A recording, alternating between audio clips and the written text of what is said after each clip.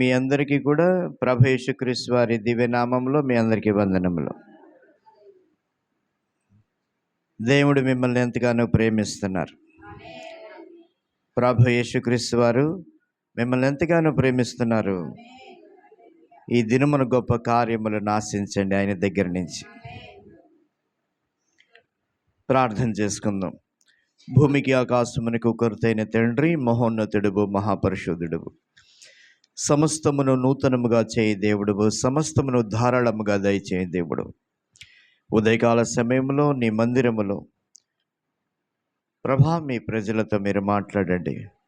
పరిశుద్ధాత్మతో మీ వాక్యం ద్వారా మాట్లాడండి. ప్రతి ఒక్కరిని కూడా దర్శించి, ప్రతి ఒక్కరిని కూడా అభిషేకించి, ప్రతి ఒక్కరిని కూడా స్వస్థపరిచి, ప్రతి ఒక్కరిని కూడా దీవించి ఆశీర్వదించండి.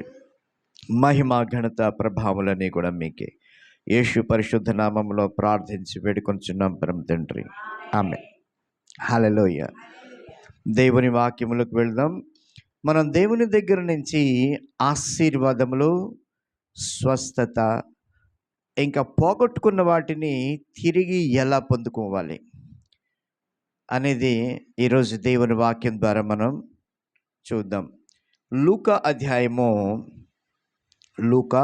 5వ అధ్యాయము, లూకా 5వ అధ్యాయము 1 నుంచి చదువుతాను, 1 నుంచి 3 వరకు. జనసమూహము దేవుని వాక్యము వినుచు ఆయన మీద పడుచుండగా ఆయన గెన్నేసరతు సరస్సు తీరమున నిలిచి ఆ సరస్సు తీరమున ఉన్న 2 దోణెలను చూసెను. జాలరులు వాటిలో నుండి దిగి తమ వలలు కడుగుకొంచుండిరి. ఆయన ఆ దోణెల్లో సీమోనుదైన ఒక దోణి ఎక్కి దరి నుండి కొంచెము త్రోయమని అతనిని అడిగి కూర్చోండి ఆ దోణిలో నుండి జనసమూహములకు బోధించుచుండెను. ఇక్కడ దేవుని వాక్యము ఏమని రాసి ఉందంటే, ప్రభు యేసుక్రీస్తు వారు తన శిష్యులతో కలిసి గెన్నేసరతు అనే సరస్సు ప్రాంతమునకు వచ్చారు. వచ్చిన తర్వాత అక్కడ అనేక మంది జనసమూహములు ఆయన మాటలను వినటానికి అక్కడికి వచ్చారు. అయితే ఆ జనసమూహములో ఎంతో విస్తారముగా ఉన్నారు, ఎంతో వేలాది వందలాది మంది ఉన్నారు అక్కడ. అయితే ఆ వారికి దేవుని వాక్యము బోధించటానికి ఈయన దగ్గర ఒక సాధనము లేదు, వారందరి దగ్గరికి వెళ్ళి వినిపించటానికి. అక్కడ ఖాళీగా పడి ఉన్న 2 దోణెలు, పేతురుకి సంబంధించిన అతని సొంతమైన 2 దోణెలు, ఖాళీగా పడి ఉన్న 2 దోణెలు ఉంటే పేతురు దగ్గరికి వెళ్ళి అడిగారు ఆయన. ఏమనంటే, ఆ 2 దోణెలలో ఒక దోణిని నాకు ఇవ్వమని. అప్పుడు పేతురు ఇంకా వెనక ముందు ఏమీ ఆలోచించలా. నువ్వు ఎందుకు అడుగుతున్నావు, ఎప్పుడు ఇస్తావు, మళ్ళీ ఎప్పుడు ఇస్తావు, ఎందుకు అడుగుతున్నావు, ఇంకా దీనికి ఏమన్నా తిరిగి నాకేమన్నా ఇస్తావా, ఏమీ కూడా మాట్లాడలా. అక్కడ 2 నావలు ఖాళీగా పడి ఉన్నాయి. ఎందుకుని ఖాళీగా పడి ఉన్నాయంటే, పేతురు అతనితో పాటు ఉన్నవారు అతని రోజు చేసే ఆ వృత్తి జాలరి వృత్తి. రాత్రంతా కూడా కష్టపడ్డారు. రాత్రంతా కూడా తమ యొక్క అనుభవాన్ని ఉపయోగించారు. తమకున్న శక్తిని, బలాన్ని ప్రదర్శించారు. తమకున్న బుద్ధిని, జ్ఞానమును ఉపయోగించారు. తమకున్న వాహనాలు, ఆ బోట్లు ఉపయోగించారు. రాత్రంతా కూడా తిరిగిన ఒక్క చేప కూడా పడలేదు వాళ్ళకి. ఇక నిరాశగా తిరిగి వచ్చి ఆ దోణిలు 2 పడవలు ఖాళీగా పడి ఉన్నాయి అక్కడ. ఆ ఖాళీగా పడి ఉన్న వాటిల్లో నుంచి ప్రభు యేసుక్రీస్తు వారు ఏమన్నారంటే, నీ దగ్గర 2 ఖాళీగా పడి ఉన్నాయి, ఒక దోణి నాకిమ్మని అడిగారు. వెంటనే ఆ ఖాళీగా ఉన్న దోణి ప్రభు యేసుక్రీస్తు వారికి ఇచ్చాడు. అప్పుడు ఆయన ఆ దోణిలో ఎక్కి ఆ సరస్సు ప్రాంతంలో అలాగ దోణిని నడిపించుకుంటూ దేవుని వాక్యం వందలాది మందికి బోధించారు. దేవుని రాజ్యము గురించి, దేవుని రాజ్యములో మనుషులు ఎలా ప్రవేశించాలి, దాని కొరకు ఏమి చేయాలి, దాని కొరకు ఎలా జీవితం గడపాలి, ఈ భూమి మీద ఏ విధంగా నడవాలి, అనేకమైన విషయములు వారికి బోధించారు. బోధించిన తర్వాత అప్పుడు పేతురుతో అన్నారు, ఏమన్నారు ఒకసారి చదువుదాం, జాగ్రత్తగా వినండి. ఐదో అధ్యాయంలో 4వ వచనం, 3వ వచనం, 4వ వచనం మళ్ళీ చదువుదాం. ఆయన ఆ దోణెలలో సీమోనుదైన ఒక దోణి ఎక్కి దరి నుండి కొంచెము త్రోయమని అతనిని అడిగి కూర్చుండి దోణిలో నుండి జనసమూహములకు బోధించుచుండెను. ఆయన బోధించుట చాలించిన తరువాత, నీవు దోణెను లోతుకు నడిపించి చేపలు పట్టుటకు మీ వలలు వేయుడని సీమోనుతో చెప్పగా, ఆయన తన పనిని పూర్తి చేసిన తర్వాత జనులకు దేవుని రాజ్యము గురించి బోధించిన తర్వాత, వివరించిన తర్వాత, ఆయన ఎవరి దోనైతే తీసుకున్నారో పేతురుది, ఆ పేతురుతో ఏమన్నారంటే, ఇప్పుడు నీవు దోణెను లోతుకు నడిపించి చేపలు పట్టుటకు మీ వలలు వేయడని అన్నారు. ఇప్పుడు మళ్ళీ నీ పడవని తీసుకుని వెళ్ళి వలని లోతుగా వెయ్యి, నీకు చేపలు పడతాయని. అప్పుడు పేతురు ఏమన్నాడో తెలుసా? ముందు వాక్యం చదువుదాం. సీమోను, ఏలినవాడా, రాత్రంతయు మేము ప్రయాసపడితిమి కానీ మాకేమీ కూడా దొరకలేదు. అయినను నీ మాట చప్పున మేము వలలు వేతుమని ఆయనతో చెప్పాను. హల్లెలూయా.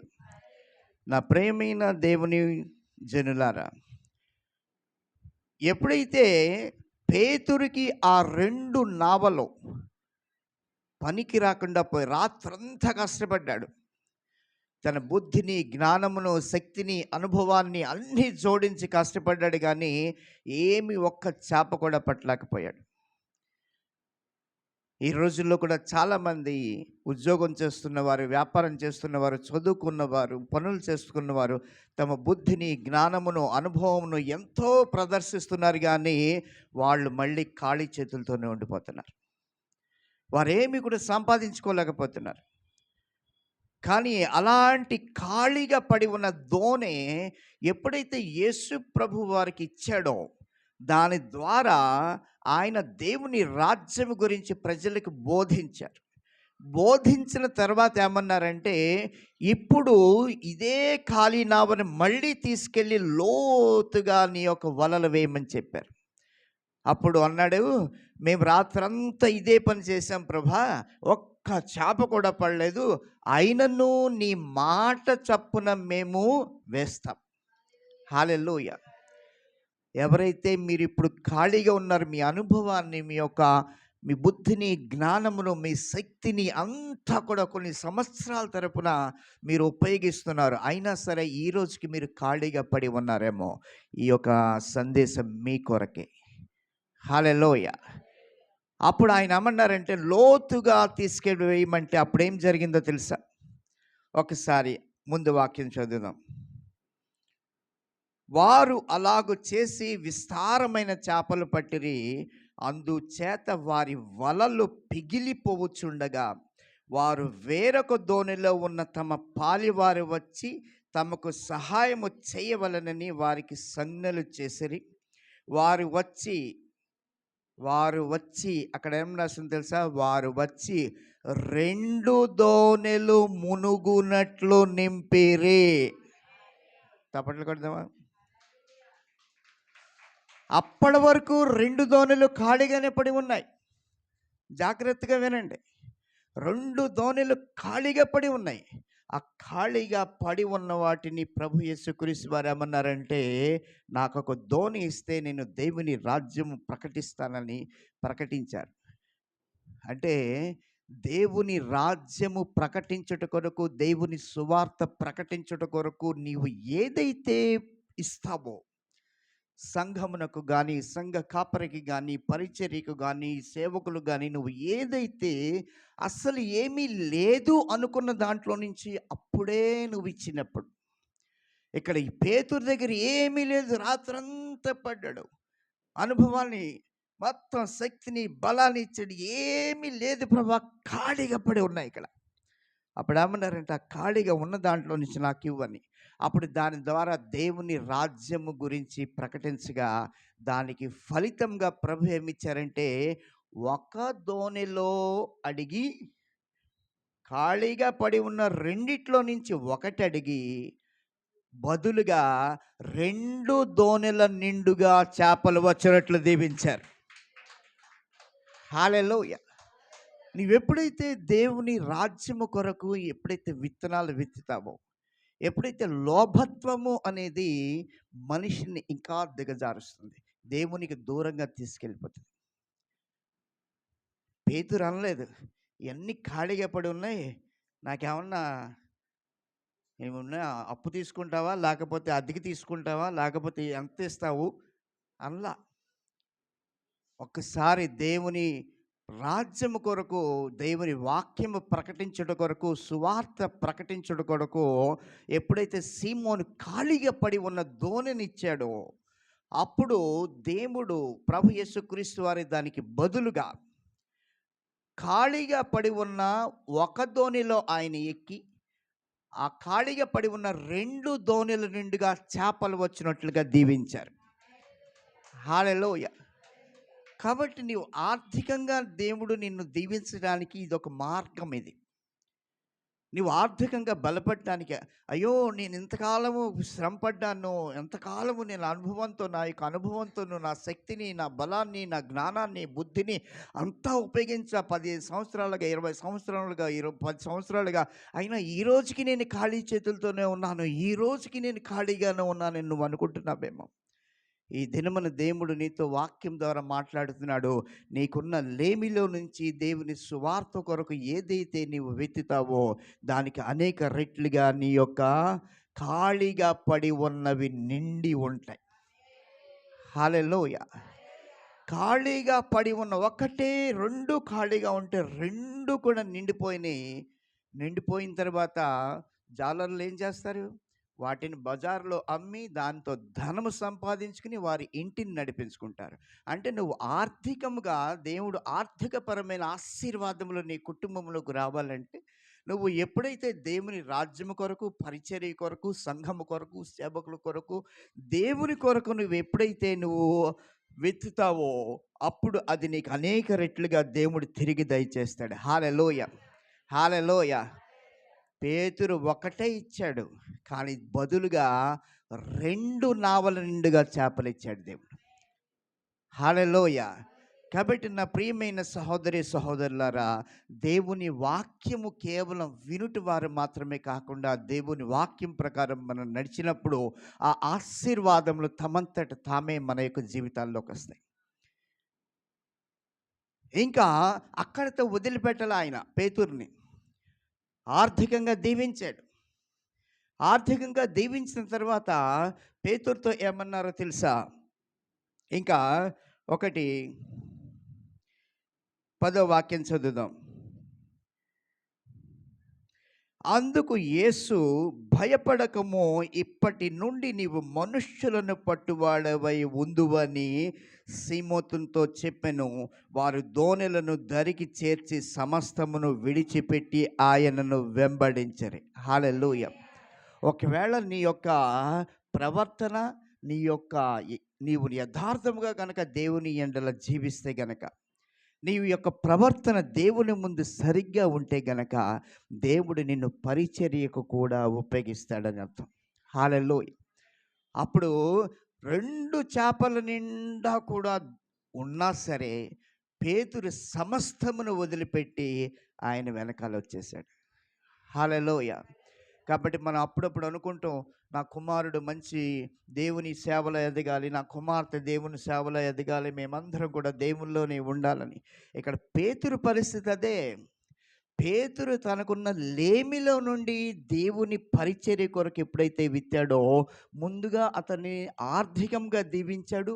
ఆ తర్వాత తన పరిచర్య కొరకు పిలిచాడు, నమ్మకమైన దాసుడిగా ఉండటానికి. హల్లెలూయా! పిలిచాడు కదా అని చెప్పేసి పేతురు ఆ పడిన ఆ చేపలు పట్టుకొని పరిగెత్తుకుని రాలా వెనకాల. ఒక్కటే అనుకున్నాడు, జీవము గల దేవుడు నాకు తోడు ఉండగా ఈ 2 బుట్టలు కాదు 200 బుట్టలైనా ఇవ్వగల సమర్థుడు కాబట్టి నాకు అవసరం లేదు ఏదైనా అని చెప్పి ఆయన ఉంటే చాలని వచ్చేసాడు. హల్లెలూయా! కాబట్టి మహోన్నతుడైన దేవునికి మహిమ కలుగును గాక. ఆయన నీ మీద కృప వెంబడి కృపను కురిపించు దేవుడు. కృప వెంబడి కృపలతో నిన్ను నింపు దేవుడు, దీవెనలతో నిన్ను నింపి హెచ్చించు దేవుడు. సర్వశక్తివంతుడు సర్వోన్నత దేవుడు, ప్రభు యేసు రాజునకు స్తుతులు స్తుతులు స్తోత్రములు. కృప వెంబడి కృపలతో నిన్ను నింపు దేవుడు, దీవెనలతో నిన్ను నింపి హెచ్చించు దేవుడు. సర్వశక్తివంతుడు సర్వోన్నత దేవుడు, ప్రభు యేసు రాజునకు స్తుతులు స్తుతులు స్తోత్రములు. నీ పాపములన్నింటిని క్షమించు దేవుడు, నీ దోషములన్నింటిని తొలగించు దేవుడు. నీ పాపములన్నింటిని క్షమించు దేవుడు, నీ దోషములన్నింటిని తొలగించు దేవుడు. సర్వశక్తివంతుడు సర్వోన్నత దేవుడు. ఆడతారా?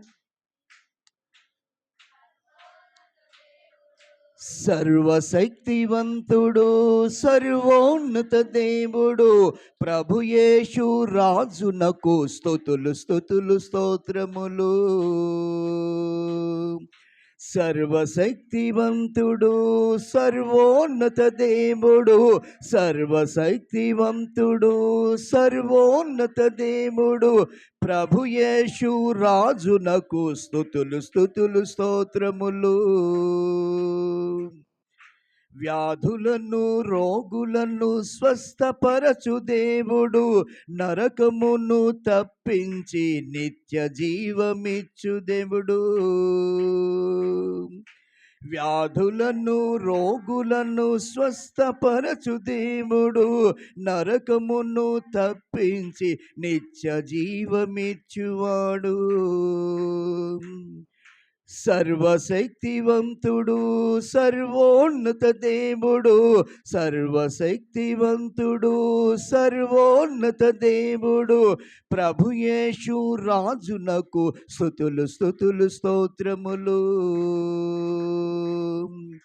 కృప వెంబడి కృపలతో నిన్ను నింపు దేవుడు, దీవెనలతో నన్ను నింపి హెచ్చించు దేవుడు. సర్వశక్తివంతుడు సర్వోన్నత దేవుడు, సర్వశక్తివంతుడు సర్వోన్నత దేవుడు, ప్రభు యేసు రాజునకు స్తుతులు స్తుతులు స్తోత్రములు. ప్రభు యేసు రాజునకు స్తుతులు స్తుతులు స్తోత్రములు. హల్లెలూయా! దేవుడు మిమ్మల్ని ఎంతగానో ప్రేమిస్తున్నారు. హల్లెలూయా! అందుకే దేవుని మందిరానికి వచ్చినప్పుడు నీ ప్రవర్తన చాలా జాగ్రత్తగా చూసుకోవాలి. ఇక్కడికి వచ్చి ఇంటి దగ్గర తినేసి ఇక్కడ మత్తుగా ఆవలించి పడుకోవటానికి ఇది నీ బెడ్రూమ్ కాదు, లాడ్జి కాదు. ఇది కావాలంటే ఇంటి దగ్గరే పడుకోవచ్చు. అంత మత్తుగా తిని ఇక్కడికి వచ్చి పడుకోవాల్సిన అవసరం లేదు. నీ ప్రవర్తనలు సరిగ్గా లేకపోతే ఎన్ని సంవత్సరాలైనా సరే అదే పరిస్థితిలో ఉంటావు. హల్లెలూయా! నువ్వు ఎవరి దగ్గరికి వస్తున్నావో ఒక్కసారి నువ్వు గుర్తుపెట్టుకోవాలి. జీవము గల దేవుని సన్నిధిలోకి వస్తున్నావు. నీ జీవితమును మార్చే దేవుని సన్నిధిలోకి వస్తున్నావు. నిన్ను ఎత్తైన స్థలములలో ఉంచే దేవుని సన్నిధిలోకి వస్తున్నావు. ఏదైనా ఒక కలెక్టర్ గారితో పని ఉంది, వెళ్ళిపోయి బాగా తినేసి మొత్తుగా ఆయన ముందు పడుకుంటే ఏమంటాడు? ఏ పని మీద వచ్చావు నువ్వు? ఎక్కడికి వచ్చి పడుకోవటం ఏంటి? ఇంటి దగ్గర పడుకోవచ్చు కదా. అసలు అంత మొత్తు వచ్చే అంత తింటాం దేనికి? దేవుని సన్నిధిలో నీ ప్రవర్తన సరిగా లేనప్పుడు 50 సంవత్సరములు ఏదన్నా ఒక రాయిని ఒక నీటిలో వేసామనుకోండి, పగలగొడితే లోపలికి ఏమన్నా ఉంటుందా నీళ్ళు? అలాగా 50 ఏళ్ళు మందిరానికి వచ్చిన, 50 చర్చిలు తిరిగిన, 500 మెసేజ్లు విన్నా, 50 దేశాలు వెళ్ళినా నీ జీవితంలోకి ఆ జీవజల నదులనేవి రావు, ఆ ఆశీర్వాదములనేవి కనిపించవు. నీ ప్రవర్తన సరిగ్గా ఉంటే దేవుడు అదే క్షణంలో నిన్ను దీవిస్తాడు. హల్లెలూయా, హల్లెలూయా. కాబట్టి మందిరానికి వచ్చే ముందు నీ ప్రవర్తన సరిగా చేసుకోమని వస్తాడు. మందిరానికి వచ్చే ముందు ఎలాగ రావాలో తెలుసా? ముందు ఇంట్లో కనీసం ఒక పావుగంటో అరగంటో మోకాళ్ళేసి, దేవా నేను నీ మందిరానికి వస్తున్నాను, నాలో ఏమైనా తప్పులుంటే శుద్ధి చేయి, శుద్ధి చేయి, శుద్ధి చేయి అని ఏడుస్తూ, ఏ తప్పులు నాలో చూస్తాడో దేవుడని భయము వణుకుతో దేవుని మందిరంలోకి రావాలి. అర్థమైందా?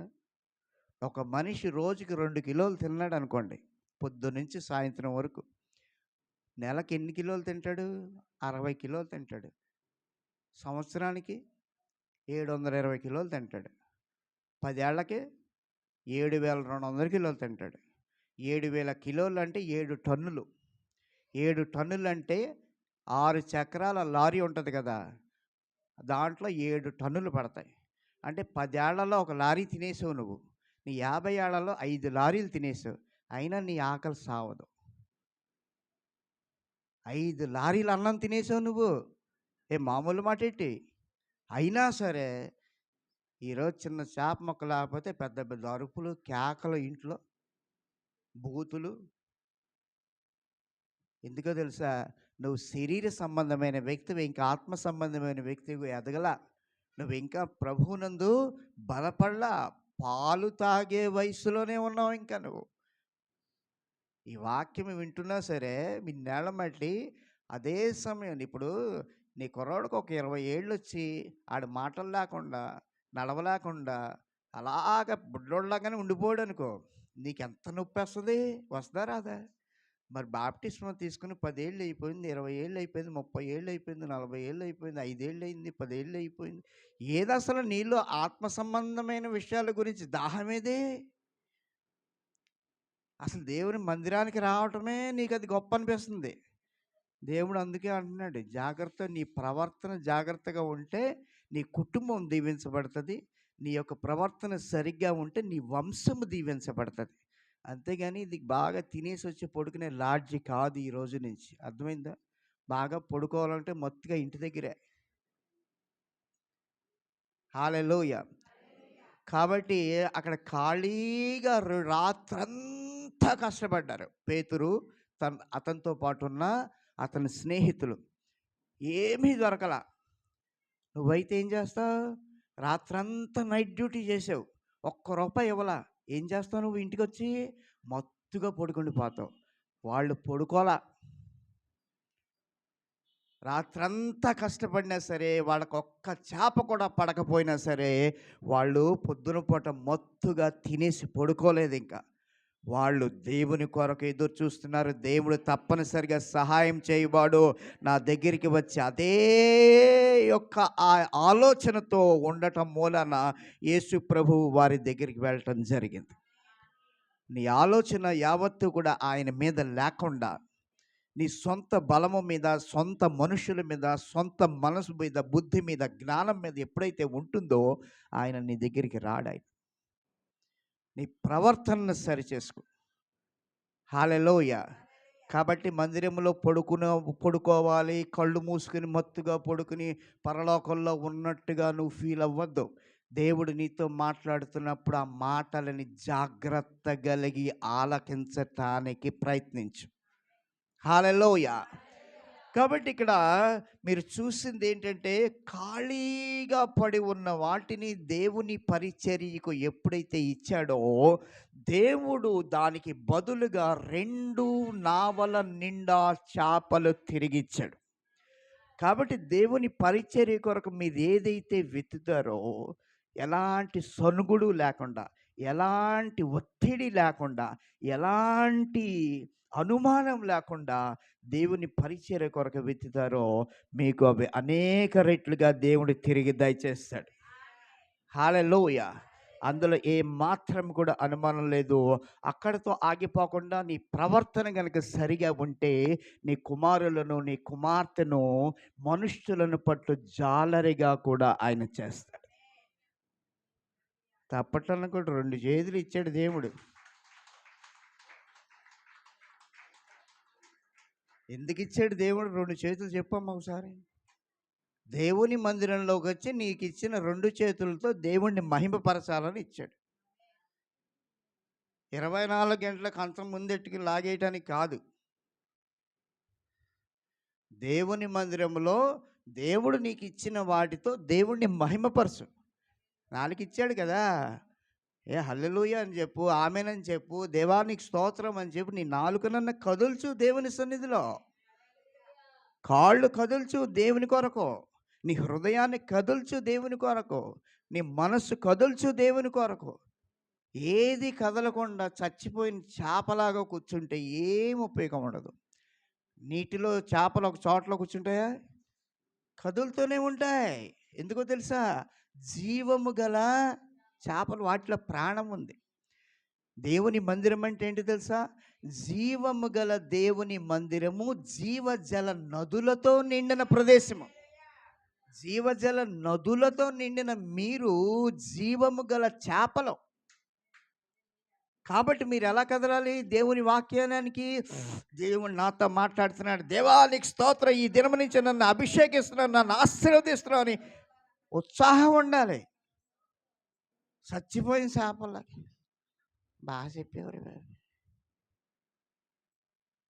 ఆయన అదే అంటాడు, నీకు ఎప్పుడు జీవం వస్తుంది, నేను జీవం ఇచ్చే దేవుడిని, ఆ జీవాన్ని కూడా నువ్వు పొందుకోలేకపోతున్నావు, నీ పరిస్థితి అలా అయిపోయిందని.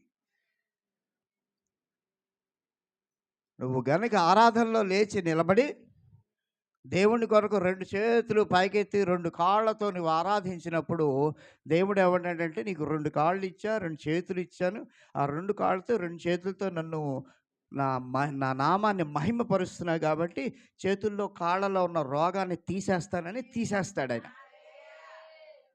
చేతులు కదల్చావు, కాళ్ళు కదల్చావు, ఆకలి వచ్చి హాయ్ గారే ఇక్కడ నొప్పి ఎక్కేస్తాను. దేవుడు ఏమంటాడు, ఇందాకేమన్నా నువ్వు కదిలిచ్చావా కాళ్ళు చేతులు? అప్పుడే తీసేవాడు కదా. నాకంటే నా సేవకుడు ఎక్కువ నీకు? ఏదది ఉండాలి కదా. నాలుక తెరిచి దేవానికి స్తోత్రం, హల్లెలూయా, ఈరోజు దేవా నువ్వు నన్ను దీవించబోతున్నావు, నీకు స్తోత్రం అని చెప్పి నీ నాలుకతో పలికినప్పుడు, నాలుకలో కానీ గొంతులో కానీ ఇన్ఫెక్షన్ కానీ క్యాన్సర్ కానీ ట్యూమర్ కానీ ఏది ఉన్నా సరే దేవుడు తీసేస్తాడు దాన్ని. నువ్వు కదలనే కదలవు. అందుకనే ఆ రోగం అలాగే వస్తుంది నీ దగ్గర. కాళ్ళల్లో ఉన్న రోగం అనుకుంటుంది, వీడి కాళ్ళు కదల్చడు కాబట్టి మనం హ్యాపీగా ఎక్కడ ఉంది వీడితో పాటు.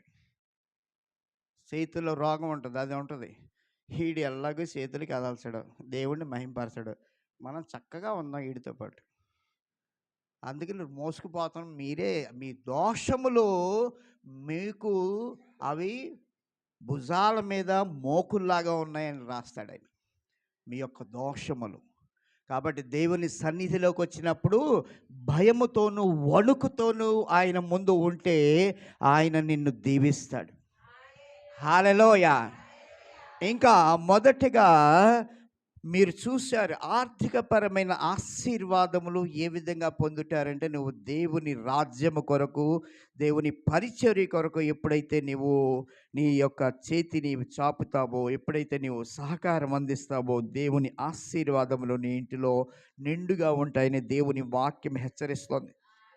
ఇంకా రెండవది, స్వస్థత ఎలా పొందుకుంటావు నువ్వు దేవుని మందిరంలో అంటే, లూకా అధ్యాయము 7వ అధ్యాయం, లూకా 7వ అధ్యాయము 1వ వాక్యం 2వ వాక్యం. ఆయన తన మాటలన్నీ ప్రజలకు సంపూర్తిగా వినిపించిన తరువాత కపెర్నహూములోనికి వచ్చెను. ఒక శతాధిపతికి ప్రియుడైన దాసుడొకడు రోగి అయి చావసిద్ధమై ఉండెను. జాగ్రత్తగా చదువుకోవాలి వాక్యాన్ని. ఒక శతాధిపతికి ప్రియుడైన దాసుడు ఒకడు రోగి అయి చావసిద్ధమై ఉండెను.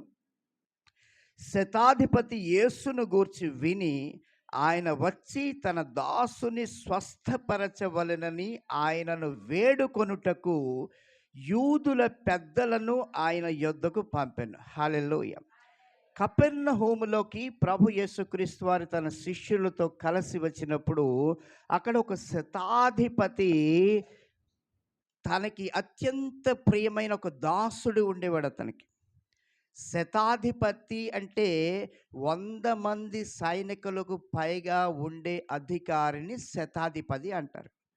అంటే 100 మంది సైనికులు పనిచేస్తారు అతని దగ్గర. వాళ్ళల్లో ఒక దాసుడు రోగి అయి చావటానికి సిద్ధముగా ఉన్నాడు. చావ సిద్ధమై ఉండనని రాసింది. అయితే అక్కడ ఏమని రాసిందంటే, ఆ వ్యక్తిని కూడా బతికించుకోవడానికి శతాధిపతి. నేను మీతో చెప్పేది ఏంటంటే, 100 మంది నా కింద పనిచేస్తున్నారు. ఒక వ్యక్తి మరణావస్థలో ఉన్నాడు.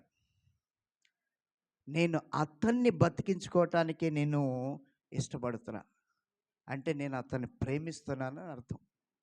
ఆ శతాధిపతి అనుకోలా, నా కింద 100 మంది ఉంటారు, చిన్న పిల్లలు గలవాళ్ళు ముందు కానీ మధ్యలో కానీ కూర్చోవద్దు, కూర్చుంటే వెనకాల కూర్చోండి, లేకపోతే అందరికంటే రోడ్డు మీద నిలబడండి.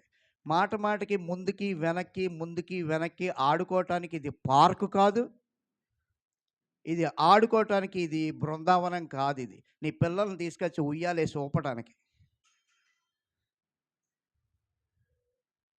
హల్లెలూయా, హల్లెలూయా. కాబట్టి ఎప్పుడైతే శతాధిపతి తన కింద 100 మంది పని వాళ్ళు ఉంటే అనుకోలా, వీడు పోతే ఇంకోటి ఉంటాడు మనకి, పనివాడిగా ఇంకో పనివాడు వస్తాడు పోనీ అనుకోలా. అతన్ని విశేషంగా ప్రేమించి అతన్ని బ్రతికించుకోవాలని ఆశ కలిగి ఉన్నాడు. ఈ రోజున ఇళ్లల్లో ఎవరన్నా వ్యాధితోనూ, రోగముతోనూ, బాధతోనూ, జ్వరముతోనూ ఏదైనా మూలపడితే అడిగేవాళ్ళు లేడు అసలు. సొంత కొడుకులు అడగట్లా, సొంత కూతుళ్ళు అడగట్లా, సొంత అన్నదమ్ములు అడగట్లా, సొంత అక్క చెల్లెళ్ళు అడగట్లా. అంటే నీకు ఏమాత్రం ప్రేమ లేదని. ఈ శతాధిపతిని చూసి బుద్ధి తెచ్చుకోమని దేవుని వాక్యం హెచ్చరిస్తోంది. శతాధిపతి కింద 100 మంది పనిచేస్తున్నా సరే, వీడిపోతే మనకి ఇంకోటి పనోడుగా వస్తాడని చెప్పి ఆ శతాధిపతి అనుకోలా. ఈ చనిపోతున్న వ్యక్తిని బ్రతికించుకోవటానికి మార్గం వెతికాడు. వెతికినప్పుడు అతనికి ఒకళ్ళు చెప్పారు, యేసు గురించి చెప్పగా. హల్లెలూయా. నువ్వెప్పుడైతే నీ యొక్క ఇంటి వారిని ప్రేమిస్తావో, ఎప్పుడైతే నీ సొంత వారిని ప్రేమిస్తావో, వారు వ్యాధుల్లోనూ రోగముల్లో ఉన్నప్పుడు వారి కొరకు నువ్వు చేసే ప్రార్థన వారిని స్వస్థపరుస్తుంది. నువ్వు వారి మీద ప్రేమ లేకుండా మనుషులకు చూపించాలని ఎంత చేసినా సరే ఆ స్వస్థత వారికి రానే రాదు. ఎందుకంటే దేవుడు నీ హృదయాన్ని చూస్తాడు. నీ హృదయం నిజమైన ప్రేమ వాళ్ళ మీద ఉందా లేదా, నిజంగా నువ్వు వాళ్ళని బతికించుకోవాలనుకుంటున్నావా లేదా. ఆ శతాధిపతి ఏమనుకున్నాడంటే, ఈ ఒక్క వ్యక్తిని కూడా పోవటానికి వీల్లేదు నా దగ్గర నుంచి, అంత అంతగా ప్రేమించాడు. ప్రేమించి యేసుని గూర్చి విని యేసు వద్దకు అనేకమైన వారిని, పెద్దవారిని పంపించారు. చిన్నవాళ్ళని పంపించలా. అది కూడా అడగటానికి.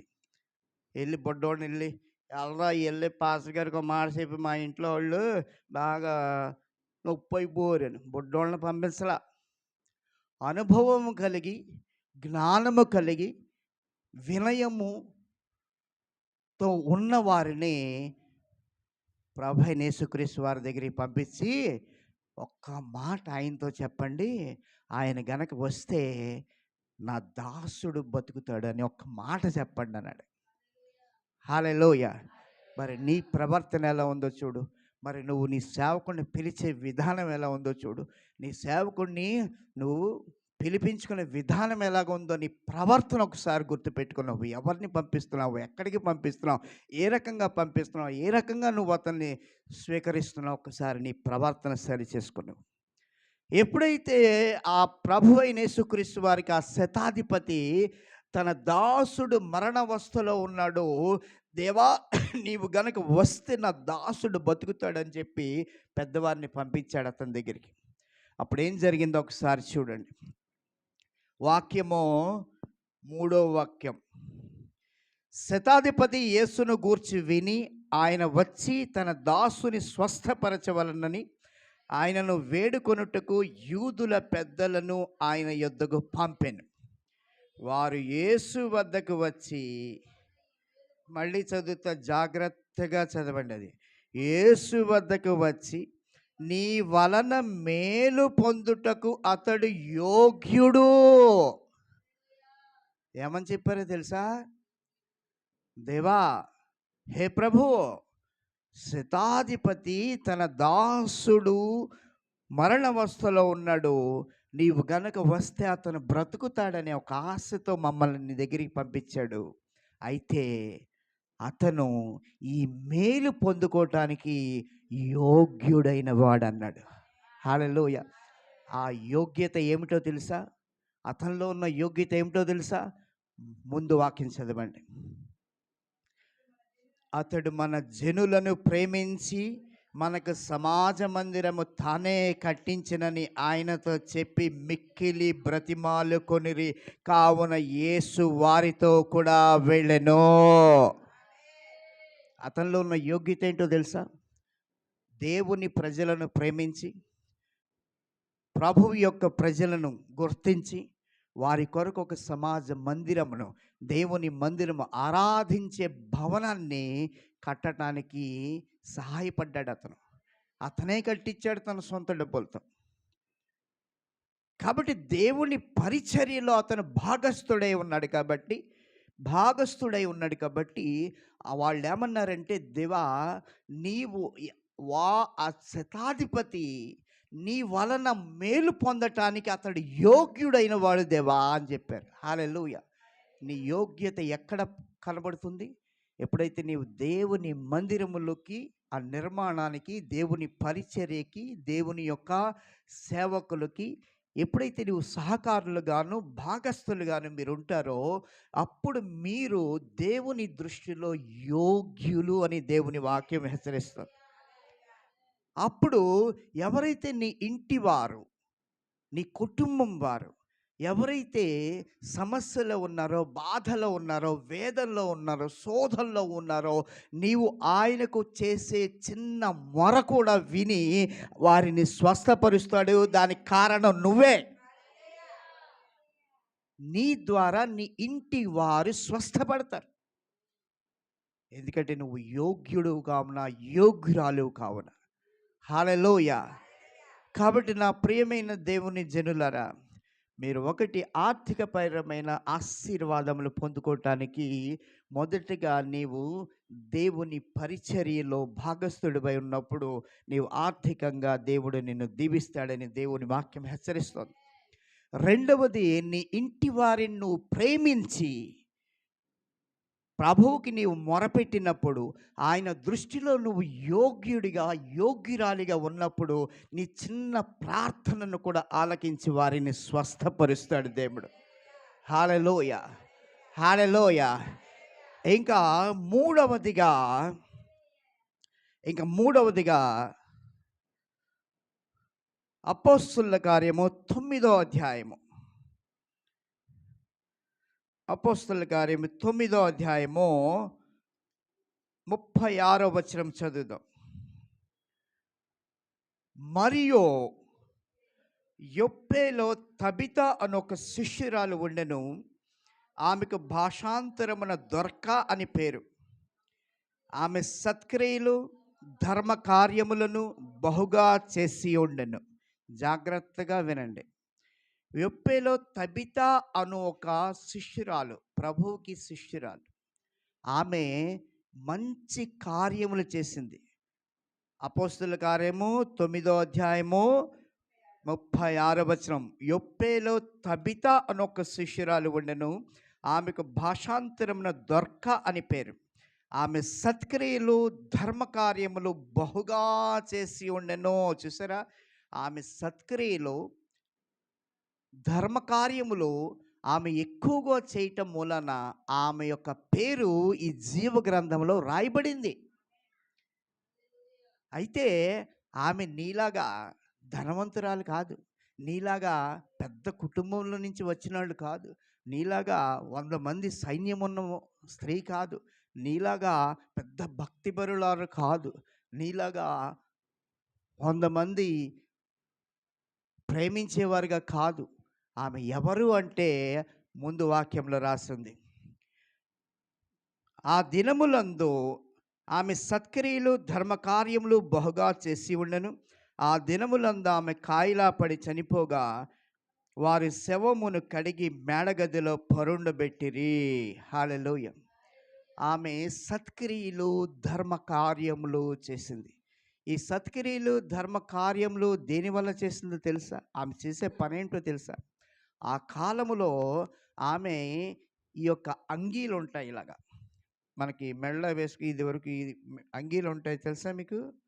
ఉదాహరణకి మీకు ఆడపిల్ల వేసుకునే చున్నీలు ఇలా ముందుకు వేసుకుంటారు కదా, అలాంటి పాతకాలంలో అంగీల్లాగా ఉండేవి, పెద్దవాళ్ళు వేసుకునేవారు వారి యొక్క స్టేటస్ చూపించుకోవడానికి. కాబట్టి ఆ అంగీలు కుట్టి అవి అమ్మి ఆ డబ్బులతో ధర్మకార్యాలు సత్కార్యములు చేసింది. మనం ఏం చేస్తామా ఎప్పుడన్నా? మనం ఎందుకు చేస్తాం? మనకేం పని, ఎవడెత్తాడా అని మనం చూస్తాం. ఆమె యొక్క హృదయం ఎలాగుందంటే ధర్మ కార్యములు సత్కార్యములు, ఈ అంగీలు కుట్టి వాటిని అమ్మి వాటిని అమ్మగా వచ్చిన ధనముతో సత్కార్యములు ధర్మకార్యములు చేయగా ఇంకా ఇంటిని నడిపించుకుంటూ అంత భక్తివంతురాలుగా ఉండేది. ఆమె జ్వరము వచ్చి చనిపోయింది. అప్పుడు ఆమెను పూర్తిగా స్నానం చేయించి మేడగదిలో పడుకొని పెట్టారు. అప్పుడు కొంతమంది ఏమని చెప్పారంటే, ప్రభువు యొక్క శిష్యుడైన పేతురు పక్క గ్రామంలో ఉన్నాడు, ఒక్కసారి అతన్ని పిలిపించమని అన్నారు. ఈ పేతురు ఎవరు? ఖాళీగా ఉన్న వాటిని దేవుని పరిచర్యకి ఇస్తే దేవుడు అతన్ని దీవించి పరిచర్య కొరకు పిలువబడినవాడు. అంతేనా కాదా? అంతేనా? ఆ పేతురు పక్క గ్రామంలో ఉన్నాడని చెప్పారు. ఆ వాక్యం ఒకసారి చదువుదాం. ముందు వాక్యం. వారు శవమును కడిగి మేడగదిలో పరుండబెట్టిరి. లుద్ద యొప్పేకు దగ్గరగా ఉండుట చేత పేతురు అక్కడ ఉన్నాడని శిష్యులు విని అతడు తడువు చేయక తమ వద్దకు రావాలనని వేడుకొనుటకు 2 మనుష్యులను అతని వద్దకు పంపిరి. పేతురు లేచి వారితో కూడా వెళ్ళి అక్కడ చేరినప్పుడు వారు మేడగదిలోనికి అతనిని తీసుకుని వచ్చిరి. విధవరాండ్రు వచ్చి ఏడ్చుచు దొరక్క తమతో కూడా ఉన్నప్పుడు కుట్టిన అంగీలు వస్త్రములను చూపుచు అతని ఎదుట నిలిచిరి. చూసారా ఆమె ఏ పని చేసేదో? ఎప్పుడైతే పేతురు ఆమె గురించి విన్న తర్వాత వెంటనే పక్క గ్రామం నుంచి పరిగెత్తుకుంటూ అక్కడికి వచ్చినప్పుడు ఆమెతో పాటు ఉన్నవారు చెప్పారు, అయ్యా, ప్రభువు నుంచి మేలు పొందటానికి ఈ స్త్రీ యోగ్యురాలు, ధర్మకార్యములు సత్కార్యములు చేసింది. ఇదిగో ఇవే డ్రెస్సులు ఇప్పటికీ కూడా ఇక్కడ పడి ఉన్నాయి చూడండి. ఇవి కుట్టి అమ్మి డబ్బులు సంపాదించి దీంతో ధర్మకార్యములు సత్కార్యములు చేసింది కాబట్టి ఈమె ప్రభువు వలన మేలు పొందుటకు యోగ్యురాలు అని బతిమాలుకున్నారు పేతుర్ని. నువ్వెప్పుడైతే ధర్మ కార్యములకు, సంఘంలో జరిగే పరిచర్యలకు, సంఘంలో జరిగే మీటింగులకి, సేవకులకు నువ్వెప్పుడైతే సహాయకారులుగా, పోషకకారులుగా మీరుంటారో మీరు దేవుని దృష్టిలో యోగ్యులైన వారని మీరు గుర్తించాలి. హల్లెలూయా. ఇంకా ఏమని రాసి ఉందంటే, అప్పుడు పేతురు ఏం చేశాడో చూడండి. విధవరాండ్రును వచ్చి ఏడ్చుచు దొర్క తమతో కూడా ఉన్నప్పుడు కుట్టిన అంగీలు, వస్త్రాలు చూపుచు అతని ఎదుట నిలిచారు. అయ్యా, నీ వలన మేలు పొందటానికి యోగ్యురాలు, ఎన్నో ధర్మకార్యాలు చేసింది, ఎన్నో సత్కార్యములు చేసింది, సత్క్రియలు చేసింది కాబట్టి ఆ యోగ్యురాలు కాబట్టి ఏదో ఒక సహాయం ఏమికి కొరకు చేయమని. అప్పుడు ఏం చేశాడో చూడండి.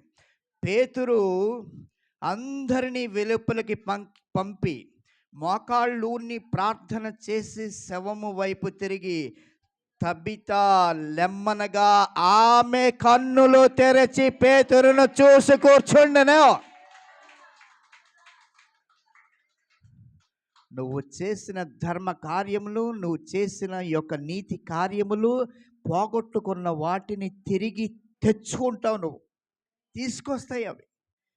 ఆమె ప్రాణం పోగొట్టుకుంది, అయినా సరే ఆమె చేసిన మేలులు, ఆమె చేసిన పరిచర్యలో దేవుని పరిచర్యలో భాగస్థురాలే ఉన్నందున ఆమె మేలు పొందటానికి తగిన యోగ్యురాలుగా దేవుని ముందు ఉందో అప్పుడు ప్రభువు అదే పేతురు తన శిష్యుడిని ఉపయోగించి తిరిగి ఆమెకు ప్రాణమును తిరిగిచ్చాడు.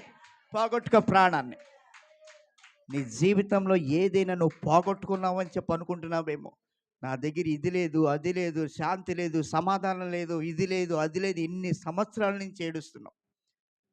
దేవుడు ఏమంటున్నాడంటే, నువ్వు పోగొట్టుకున్న ప్రతిదీ కూడా అది తిరిగి ఇవ్వబడుతుంది.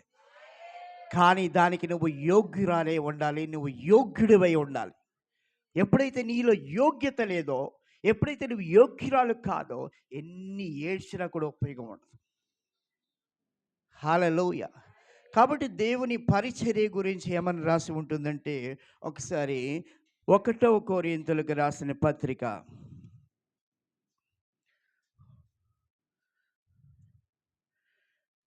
2 కొరింథీయులకు రాసిన పత్రిక 9వ అధ్యాయము 9వ అధ్యాయము ఇందులో ఏమని రాసి ఉందంటే, 8వ వాక్యం చదువుదాం. ఇది 7వ వాక్యము, 6వ వాక్యం చదువుదాం.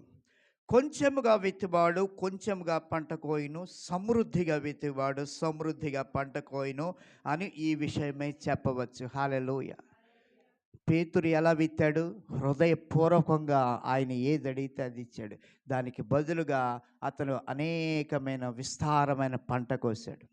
ఎప్పుడైతే దేవుని ద్వారా పిలువపడ్డాడో, ఎప్పుడైతే అభిషేకం పొందాడో, మొదటి మెసేజ్లోనే 3000 ఆత్మలు రక్షింపబడ్డాయి. విస్తారమైన పంట కోసాడు. ఇంకా శతాధిపతి దేవుని మందిరము నిర్మాణంలో భాగస్థుడై ఉన్నాడు, దేవుని పరిచర్యలో భాగస్థుడై ఉన్నాడు, దేవుని దృష్టిలో యోగ్యుడై ఉన్నాడు కాబట్టి తన ఇంటి వారిని బ్రతికించుకోగలిగాడు. దొర్క సాధారణమైన స్త్రీ ఆ అంగీలు కుట్టి అమ్మి దాన ధర్మాలు చేసి సత్క్రియలు చేసి దేవుని దృష్టిలో యోగ్యురాలుగా ఉన్నది కాబట్టి తాను పోగొట్టుకున్న ప్రాణాన్ని తిరిగి సంపాదించుకుంది. కాబట్టి ఇచ్చుట అనేది మీరేదో ఎంతసేపు ఈ పాస్ గారి పని పాటలేదు, ఎంతసేపు డబ్బులు అడుగుతాడు, అది అడుగుతాడు, ఇది అడుగుతాడు, ఇలా మీలో ఉన్న భావన మీకు తొలగించుకోండి. నీవిచ్చే ప్రతిదీ కూడా దేవుని వాక్యంలో స్పష్టంగా రాసి ఉన్నది. కాబట్టి కొంచెముగా విత్తివాడు కొంచెంగానే పంటకు వస్తాడు. ఇంకా ఏమని రాసి ఉంది? సమృద్ధిగా విత్తేవాడు సమృద్ధిగా పంట కోయును అని ఈ విషయమై మీరు తెలుసుకుంటారు. ఇంకా ఏమని రాసిందో చదువుదాం. సణుగు కొనక బలవంతముగా కాక ప్రతివాడు తన హృదయములో నిశ్చయించుకొనిన ప్రకారము ఇయ్యవలెను. దేవుడు ఉత్సాహముగా ఇచ్చు వారిని ప్రేమించును, మరియు అన్నింటి యందు ఎల్లప్పుడూ మీలో మీరు సమృద్ధి గలవారై ఉత్తమమైన ప్రతి కార్యము చేయుటకు దేవుడు మీ ఎడల సమస్త విధములైన కృపను విస్తరింప చేయగలడు. హల్లెలూయా, హల్లెలూయా. ఇంకా 11వ వాక్యంలో ఏమని రాసి ఉందంటే, ఇట్టి ఔదార్యము వలన మా ద్వారా దేవునికి కృతజ్ఞతాస్తుతులు చెల్లింపబడను. మీరిచ్చే ప్రతి అర్పణకు కూడా సేవకులు సేవకురాండ్రు దేవునికి కృతజ్ఞతాస్తుతులు చెల్లిస్తారు. అది మీకు ఆశీర్వాదకరంగా ఉంటుంది. ఇక్కడితో ఆగలేదు. ఇంకా ముందు వాక్యం ఏమని రాసి ఉందంటే, ఏలయనగా ఈ సేవను గూర్చిన పరిచర్య పరిశుద్ధుల అక్కరలకు సహాయము కలుగు చేయటం మాత్రమే కాకుండా అనేకులు దేవునికి చెల్లించు కృతజ్ఞతాస్తుతుల మూలంగా విస్తరించుచున్నది. హల్లెలూయా. ఇది కేవలం మీరు ఇచ్చేది అది దేవునికే. ప్రభువు ఏమన్నారో తెలుసా? మీ ప్రార్థన ఎప్పుడు కూడా రహస్యముగానే ఉండాలి. అంతేగాని అందరికీ వినిపించేటట్టుగా పెద్దగా చేస్తే ఉపయోగం ఉండదు. నువ్వు రహస్యంగా చేయాల్సిన ప్రార్థన బజార్లోకి లాగేసావు అనుకో, ఎన్ని సంవత్సరాలు చేసినా ఉపయోగం ఉండదు. రహస్యంగా చేయాల్సిన ఉపవాసం బజార్లోకి లాగేసావు అనుకో, ఇవాళ నేను ఉన్నానండి, ఉపవాసం ఉండి నేను రాలేనండి, ఉపవాసం ఉండి ఉపవాసం ఉండి ఉపవాసం ఉండి ఉపవాసం 100 మందికి చెప్తావు. నువ్వు అసలు ఉపవాసమే ఉండవు. నువ్వు ఉపవాసం అని పేరు మీద కుళ్ళిపోయిన జ్యూసులు, ఎండిపోయిన పళ్ళు తాగేసి కడుపు పాడు చేసుకుని, ఇంకా మీరిచ్చే అర్పణ కుడి చేత్తో ఇస్తే ఎడం చేతికి తెలియకూడదు అన్నాడు ఆయన. ఇప్పుడు ప్రజల పరిస్థితి ఎలా ఉందో తెలుసా? ఒక 100 రూపాయలు ఇస్తే అలాగే చూస్తాడు. ఈ పాస్ గారు ఎప్పుడు నా పేరు చెప్పలేదేంటి, ఇంకా 100 రూపాయలు ఇచ్చి నేను ఇంకా చెప్పలేదేంటి, అయ్యగారు చెప్పలేదు, దాచేసాడేంటి. ఆయన ఏమన్నాడంటే, నువ్వు ఇచ్చిన ప్రతిదీ కూడా రహస్యంగానే ఉంటే రహస్యమందున దేవుడు చూసి నిన్ను దీవిస్తాడు. ఎప్పుడైతే నేను చదివేస్తానో 5,000 రూపాయలు ఇచ్చారు, అప్పుడు దేవుడు ఏమంటాడంటే, జనాల దగ్గర నుంచి సానుభూతి లాగేసావు కదా పెద్ద గొప్పవాడిలాగా, ఇంకా పైనుంచి ఏముండదు, ఇంకా అంతే కానీ బతుకు. కాబట్టి పాస్టర్ గారు మీ పేర్లు పలకాలను కోరుకోకండి. రహస్యముగా వచ్చి దేవునికి రహస్యంగా వేస్తే రహస్యమందున్న దేవుడు నిన్ను అనేక రెట్లుగా దీవిస్తాడు. హల్లెలూయా. ఇచ్చిన తర్వాత 10 మందికి చెప్పుకోకూడదు. నిన్నే పాస్టర్ గారికి ఇచ్చే నేను, ఆయన ఏదో కడతానంటే 10,000 ఇచ్చే తెలుసా నీకు. అప్పుడు దేవుడు అంటాడు, వాళ్ళకి చెప్పి వాళ్ళ దగ్గర నుంచి సానుభూతి లాగేసావు కదా, నువ్వు గొప్పదానివని చెప్పి పైనుంచి ఇంకేం రాదు, అంతే దాంతో సరిపెట్టుకుంటాడు అన్న. జాగ్రత్త పడు నీ నాలుకతో. దేవునికి ఏమైతే ఇస్తావో రహస్యంగా ఇవ్వు, రహస్యమందున దేవుడు విని దాన్ని దీవిస్తాడు. హల్లెలూయా. నా ప్రియమైన దేవుని జనులారా, ఇక్కడ 3 రకాలైన ఆశీర్వాదములు, ఈ యొక్క ఇచ్చుట అనే దాని గురించి ఒక్క మాట తెలియజేస్తాను. ఇంకా ఇందులోనే 16వ వాక్యం చదువుదాం. 2 కొరింథీయులకు 9:16. చెప్పశక్యము కాని ఆయన వరమును గూర్చి దేవునికి స్తోత్రం. హల్లెలూయా. ఏం వరమో తెలుసా? దేవునికి అర్పించుట అనేది ఒక వరం. అదొక గిఫ్ట్ అన్నమాట. ఆ గిఫ్ట్ గురించి ఇంకా వర్ణించలేము. ఇంకా ఎందుకు వర్ణించలేము? ఇప్పుడు 3 ఉదాహరణలు చూశారు కదా మీరు. వాటిని ఏమన్నా వర్ణించగలరా మీరు? వర్ణించలేము. నువ్వు చేసే ప్రతి అర్పణ కూడా మహోన్నతుడైన దేవునికి అది ఎంతో ఇష్టమైనదిగా ఉంటుంది. హల్లెలూయా. లేచి నిలబడితే ప్రార్థన చేసుకుందాం. ఇది చేసుకున్న తర్వాత అయితే, అందుకే నా ప్రియమైన జనులారా, ఇప్పుడు ప్రభు భోజనంలోకి వెళ్తున్నాం కాబట్టి మిమ్మల్ని మీరు శుద్ధి చేసుకోండి. ఎన్నిసార్లు ఈ విషయముల్లో మీరు తప్పిపోయారో, ఎన్నిసార్లు బహిరంగంగా మీరు చెప్పుకుని